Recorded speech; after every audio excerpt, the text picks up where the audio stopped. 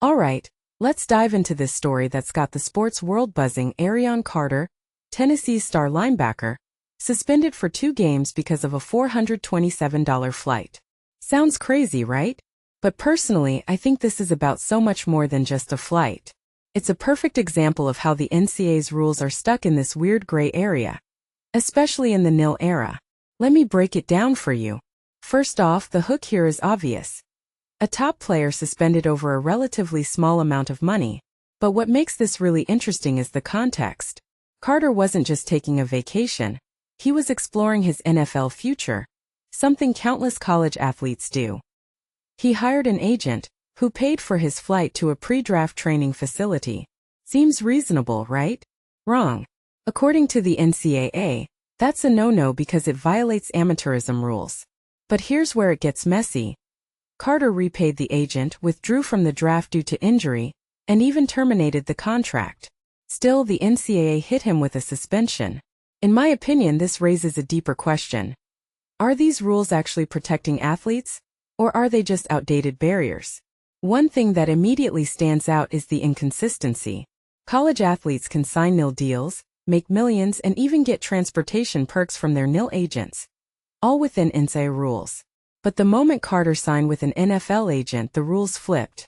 What many people don't realize is that the NCAA treats nil agents and NFL agents differently, even though both are technically representing the athlete's interests.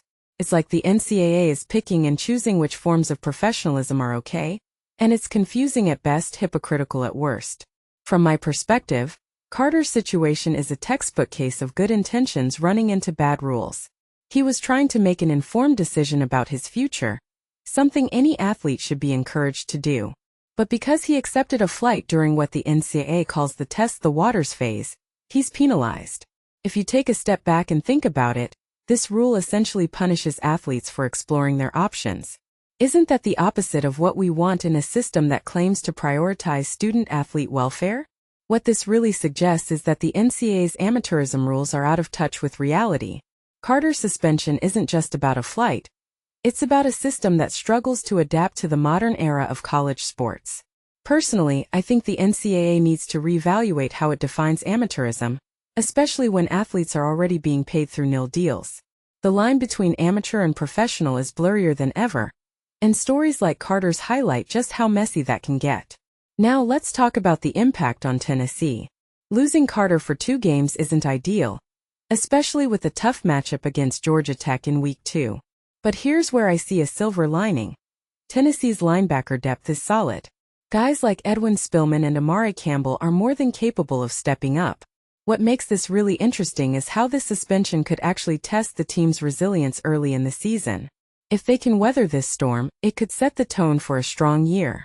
A detail I find fascinating is Coach Josh Heupel's response. He didn't just defend Carter. He called out the NCAA's ruling as unfair. That kind of public support from a coach is rare, and it speaks volumes about Carter's character and value to the team. It also raises a broader question. How much influence do coaches and universities really have in challenging NCAA decisions? In this case, Tennessee's appeal reduced the suspension from 3 games to 2, but it still feels like a band-aid on a bigger problem. If you ask me, this story isn't just about Arion Carter or Tennessee. It's about the NCAA's struggle to keep up with the times. The NIL era has changed everything, yet the rules around amateurism feel stuck in the past. Carter's suspension is a symptom of that disconnect. What many people don't realize is that these rules aren't just affecting star players. They're shaping the entire landscape of college sports. And if the NCAA doesn't adapt, we're going to see more stories like this. So, here's my closing thought. What does amateurism even mean in 2026? With NIL deals, agents, and millions on the table, the old definitions don't apply anymore. Carter's suspension is a wake-up call for the NCAA to rethink its approach. Personally, I think it's time for a system that empowers athletes to make informed decisions without fear of punishment. Until then, we're just going to keep seeing these bizarre, frustrating stories. What do you think? Let me know in the comments below.